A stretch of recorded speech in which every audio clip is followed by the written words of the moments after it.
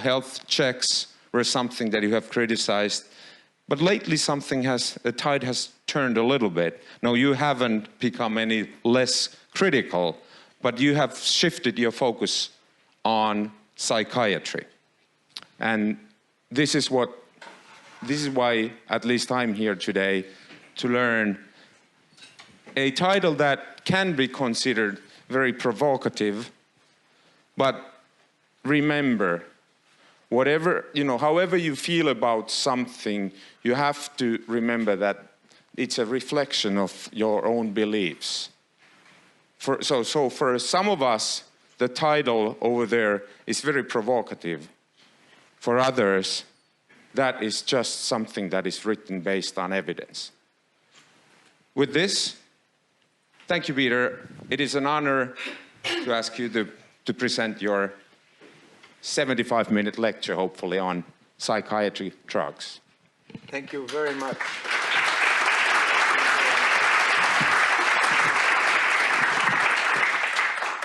And thank you, Teppo, for organizing this. Teppo is a magnificent organizer. I have known that for a couple of years now. The reason I worked in the drug industry was I didn't know what to do. I was a biologist and I studied insects near Varkaus in Finland. And I didn't know what to do, so my grandfather told me, why don't you go into the drug industry? He was a family doctor, and I did. And I quickly realized I need to get out of here. And I took the worst way out.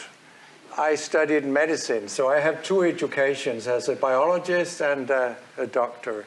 So sometimes I have nightmares about taking a third education. So I'm glad when I wake up and no more exams. Okay, so that's my little story. And let's go on. Now, it has become more and more easy to get a depression diagnosis.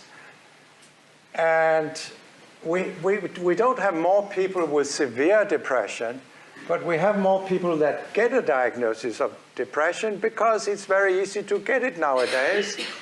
And in America, they say that 10% are depressed at any given time, according to these criteria they use over there. Now Trump has been elected, it's probably worse. And you were depressed if you had little interest or pleasure in doing things for more than 7 days out of 14, plus just one additional symptom, which could be many things. Now, I've had a Finnish girlfriend, actually. That's why I was in Varkaus. And when she left me, I wasn't too happy. So what happens when you get discarded? Well, maybe you feel bad for all 14 days. Maybe you can't sleep too well. Then you are depressed. Or you don't eat too much, then you are depressed. Or you eat too much, then you are American. And then you run around more than you usually do. Well, you might have gotten a big grant or something, or being invited to the Daily Show in New York, as I once was. I was very happy about that. I loved Jon Stewart, but I never saw him. I was just part of their show, but anyhow. So then you can get a diagnosis of depression, and then you usually get a pill. And one of the things that has been criticized a lot is when you lose a loved one who dies. How long can you be sad without getting a diagnosis of depression? 1 year in 1980, 2 months, 2 weeks. Why not 2 days in the next edition of the diagnosis manual? Why not 2 hours? Why can't the psychiatrist get enough? They have enough patients already. They don't have enough time to talk to them. So they give them pills. Maybe they should have fewer patients and talk to them. Of course, this is not what happens in practice. If you're a family doctor, you don't have the DSM because it's hugely expensive. And if you had it, you wouldn't look up and say, oh, so you feel sad? Well, according to this Bible, it's only for 1 week. You will have to wait another week. and then you will have a pill. I mean, that's not how doctors are. They just get a pill, usually. Now, if we can't find anything wrong with you, so we are going to treat you for symptom deficit disorder. This is actually the situation right now. Studies have been made in general practice that half of the people they put on antidepressant pills don't have any legitimate indication for these pills. It can be everything. So that just makes the problem worse. Now, the FDA in America, the drug agency, was forced to do a huge analysis of 100,000 people participating in placebo-controlled trials of antidepressants. This was because of suicides in children. I'll come back to that. But they also looked at the benefits. 50% responded on drug, 40% on placebo. Well, the 40% in the placebo group is not a placebo effect. When I criticize antidepressant drugs, psychiatrists very often say, well, maybe they are not so effective, but then at least patients benefit from the placebo effect. The placebo effect is not what you see in a group that is depressed, and then after 4 weeks, you see the difference. That's not a placebo effect. If you want to study the placebo effect, you need to randomize to placebo and nothing. Then you can see what the placebo effect is. The placebo effect, we have been unable to detect it in antidepressant trials. So what we see in a placebo effect is the spontaneous healing of a depression. People get better if you don't do anything, okay? That's not an argument for using pills that people get better by nature. And this 10% difference is seriously biased because it is very subjective to decide if someone has improved. So you need to be absolutely certain that the trials are double-blind. They are not, because these drugs give people side effects. So in most cases, the doctor and the patients will have guessed who got active drug, who got placebo, and then we know the effect is being exaggerated by the psychiatrist.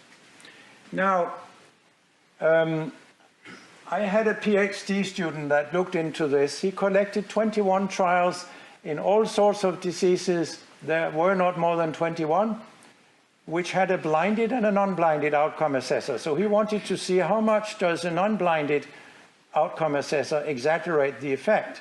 And of course, most trials had used subjective outcomes, and he found the effect was exaggerated by 36% on average. That's a huge bias. What if the blinding had been broken for all patients in the depression trials? Then the 10% difference would, of course, be 0. But you only need to break the blinding in 5% of them if you then misclassify the outcome in all cases. So the 50% on drug becomes 45, the 40% on placebo becomes 45, no effect. So you don't need to break the blinding in very many patients before your result may be nothing.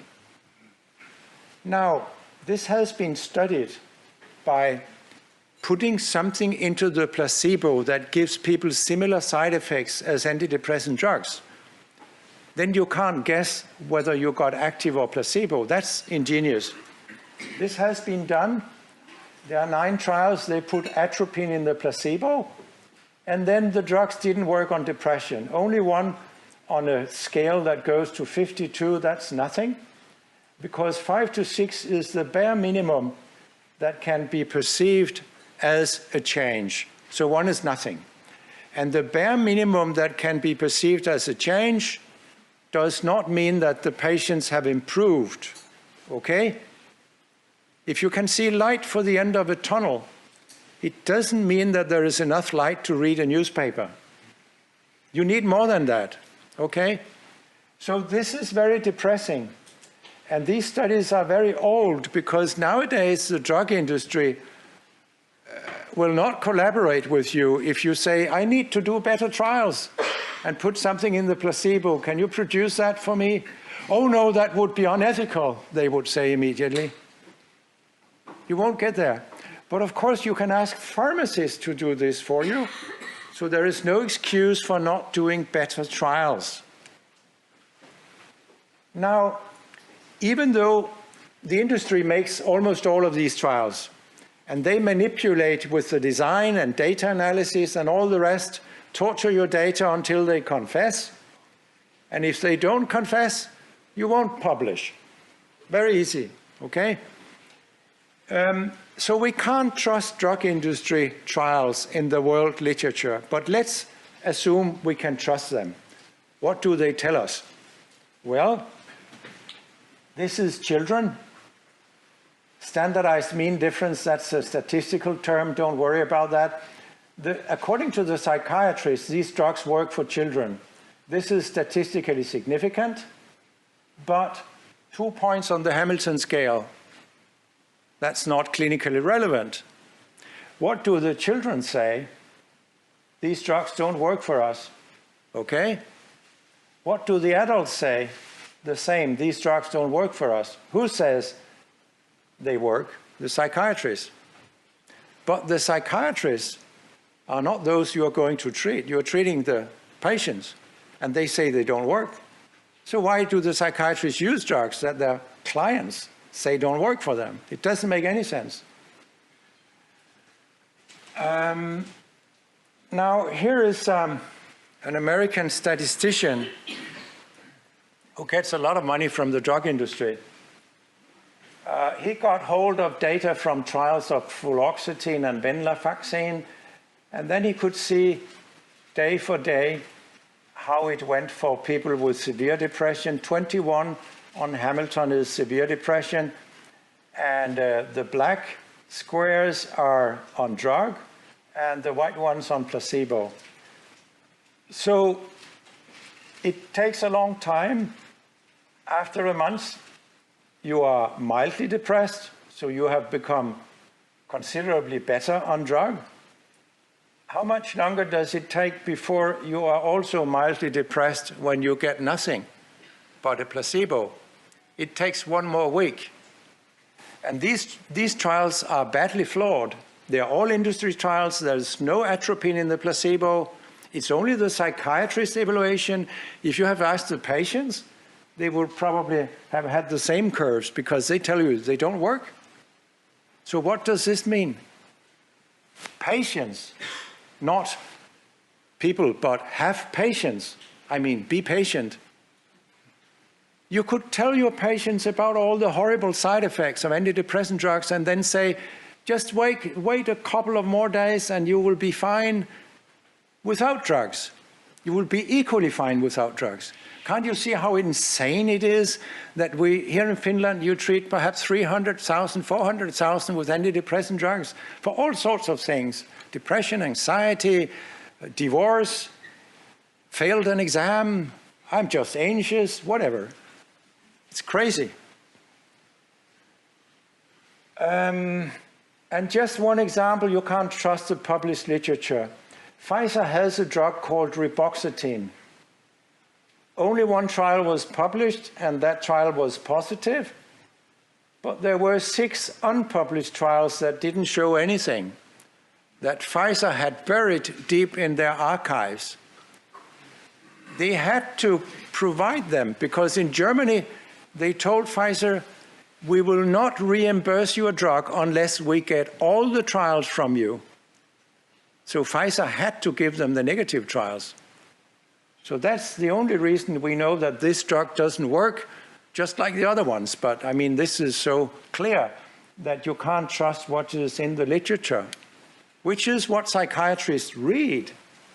So maybe you can't blame them for being too positive towards that. Oh, well, you can blame them, but I won't do that too much tonight. Some of them are deeply corrupt, for example. And those are those who tend to do the drug trials are the worst ones, who are most corrupted. So, well, we can blame them, definitely. Now, if these drugs really were more beneficial than harmful, then people would stay on them. They don't. They drop out of the trials equally